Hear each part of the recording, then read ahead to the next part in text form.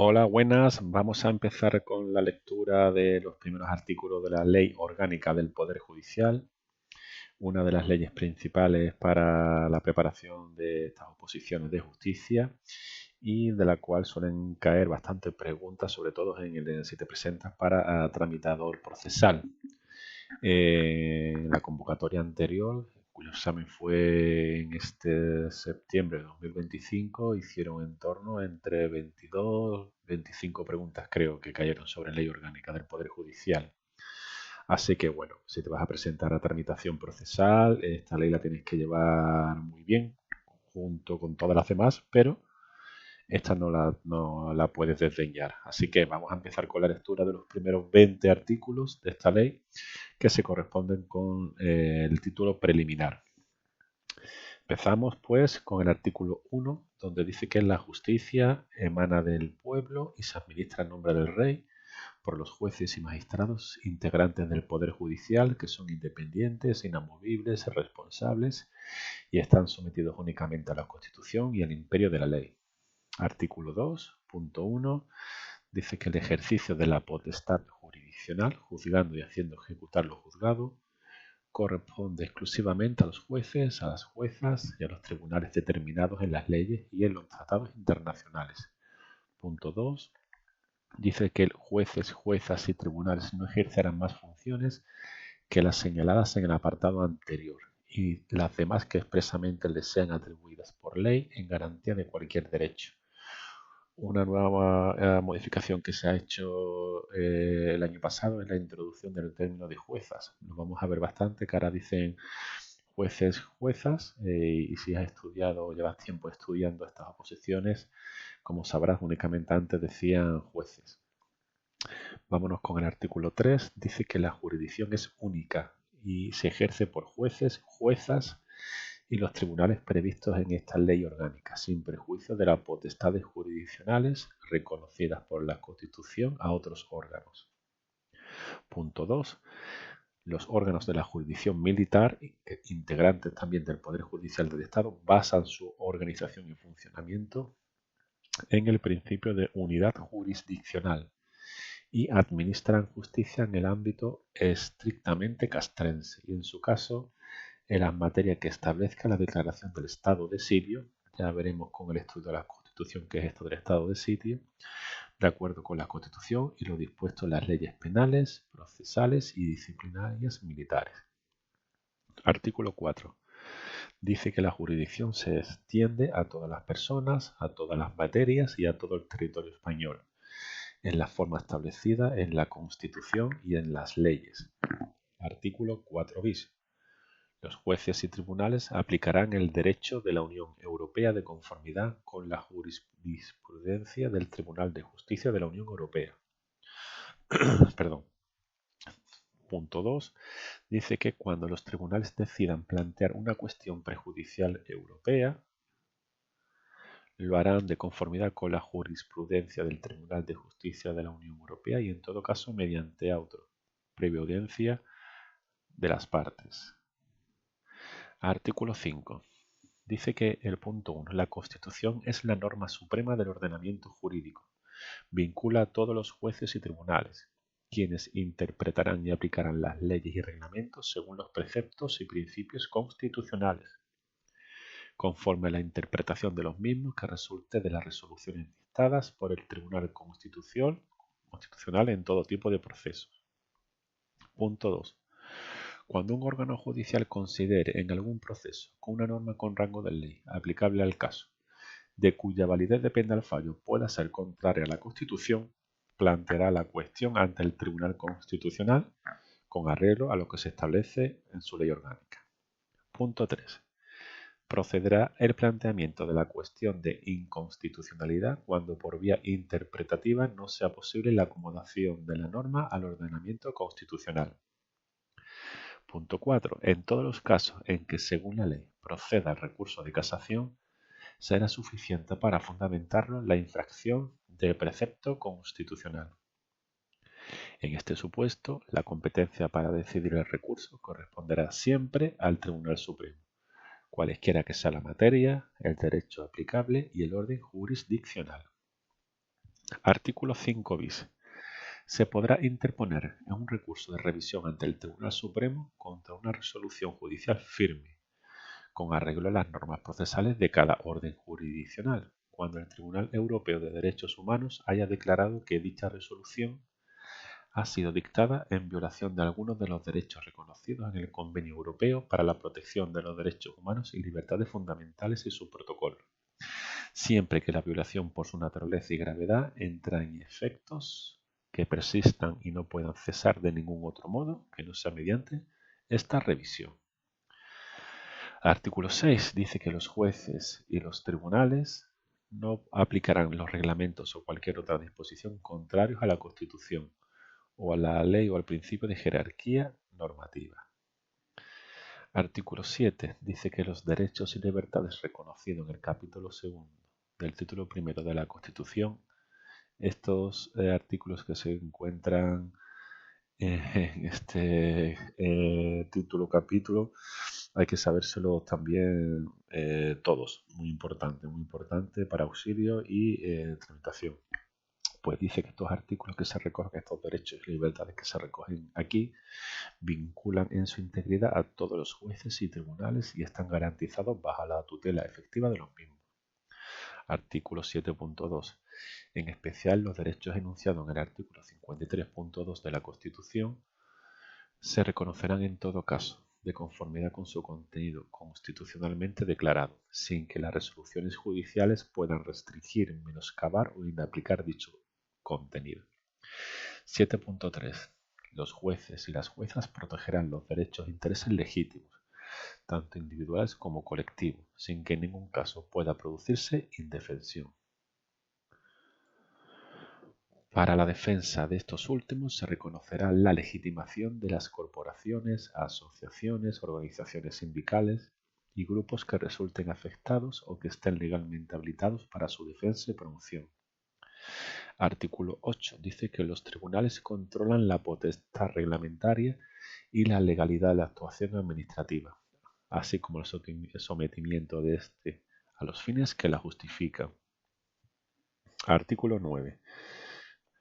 Artículo especialmente largo, donde nos va a explicar los distintos órdenes jurisdiccionales, su contenido, ¿vale? Es el más largo de estos primeros 20 artículos. Vamos con él. Artículo 9. Dice que los jueces y las juezas, así como los tribunales, ejercerán su jurisdicción exclusivamente en aquellos casos en que les venga atribuida por esta u otra ley. Los jueces y juezas, así como los tribunales del orden civil, conocerán, además de las materias que les son propias, de todas aquellas que no estén atribuidas a otro orden jurisdiccional. ¿Vale? Conocerán todas las que sean de materia civil y si hay alguna materia que no se corresponde con ningún otro, actuará como supletorio, orden supletorio. En este orden civil corresponderá a la jurisdicción militar la prevención de los juicios de testamentería y avintestato de los miembros de las Fuerzas Armadas que, en situación de conflicto armado, fallecieran en campaña o navegación, limitándose a la práctica de la asistencia imprescindible para disponer el sepelio del difunto y la formación del inventario y aseguramiento provisorio de sus bienes, dando siempre cuenta a la autoridad judicial civil competente. Punto 3 del 9. El orden jurisdiccional penal tendrán atribuido el conocimiento de las causas y de los juicios criminales, con excepción de los que correspondan a la jurisdicción militar. El orden contencioso administrativo conocerán de las pretensiones que se deduzcan en relación con la actuación de las administraciones públicas sujetas al derecho administrativo, con las disposiciones generales del rango inferior a la ley y con los reales decretos legislativos en los términos previstos en el artículo 82.6 de la Constitución, de conformidad con lo que establezca la ley de esa jurisdicción. También va a conocer de los recursos contra la inactividad de la Administración y contra sus actuaciones materiales que constituyan vías de hecho. Quedan excluidos de su conocimiento los recursos directos o indirectos que se interpongan contra las normas forales fiscales de las Juntas Generales de los Territorios Históricos de Álava, Guipúzcoa y Vizcaya, que van a corresponder en exclusiva al Tribunal Constitucional, en los términos establecidos por la disposición adicional quinta de su ley orgánica. Esto es un poco lioso, pero bueno, se verá mejor cuando entremos en el estudio del orden contencioso administrativo de esta ley. Conocerán asimismo de las pretensiones que se deduzcan en relación con la responsabilidad patrimonial de las administraciones públicas y del personal a su servicio, cualquiera que sea la naturaleza de la actividad o el tipo de relación de que se derive. Si a la producción del daño hubieran concurrido sujetos privados, el demandante deducirá también frente a ellos su pretensión ante este orden jurisdiccional. Igualmente, conocerán de las reclamaciones de responsabilidad cuando el interesado accione directamente contra la aseguradora de la administración junto a la administración respectiva. También va a ser competente este orden jurisdiccional si las demandas de responsabilidad patrimonial se dirigen además contra las personas o entidades públicas o privadas indirectamente responsables de aquellas. Punto 5. El orden social. Conocerá de las pretensiones que se promuevan dentro de la rama social del derecho, tanto en conflictos individuales como colectivos, así como las reclamaciones en materia de seguridad social o contra el Estado cuando le atribuya responsabilidad la legislación laboral. Vale, ya hemos visto todos los órdenes. Ahora en el punto 6 dice que la jurisdicción es improrrogable. Los órganos judiciales apreciarán de oficio la falta de jurisdicción y resolverán sobre la misma con audiencia de las partes y del Ministerio Fiscal. En todo caso, esta resolución va a ser siempre fundada y se efectuará indicando siempre el orden jurisdiccional que se estime competente. Pasamos al artículo 10. Punto 1. Dice que a los solos efectos prejudiciales cada orden jurisdiccional podrá conocer de aquellos asuntos que no le estén atribuidos privativamente. Punto 2.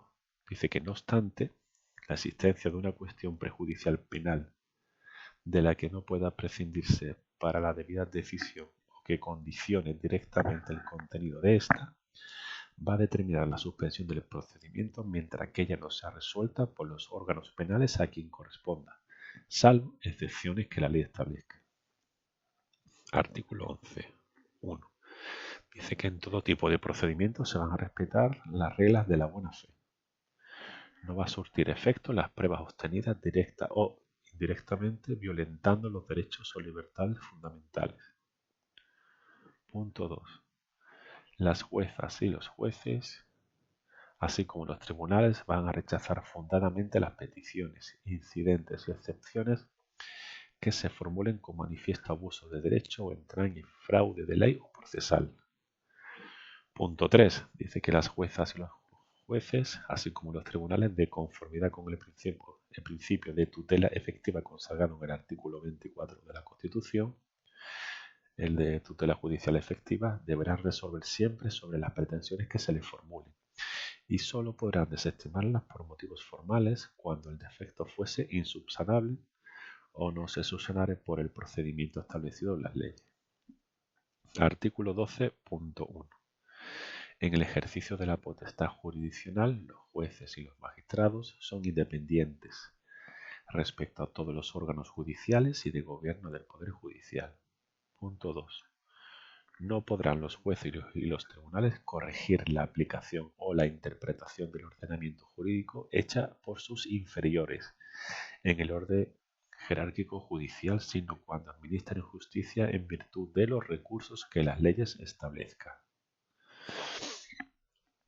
Punto 3. Tampoco podrán los jueces y los tribunales, órganos de gobierno de los mismos o el Consejo General del Poder Judicial, dictar instrucciones de carácter general o particular dirigidas a sus inferiores sobre la aplicación o interpretación del ordenamiento jurídico que lleven a cabo en el ejercicio de su función jurisdiccional.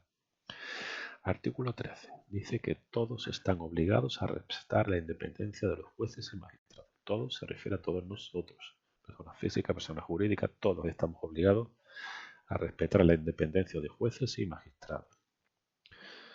Artículo 14. Un momento que se me ha ido un poco. 14. 1.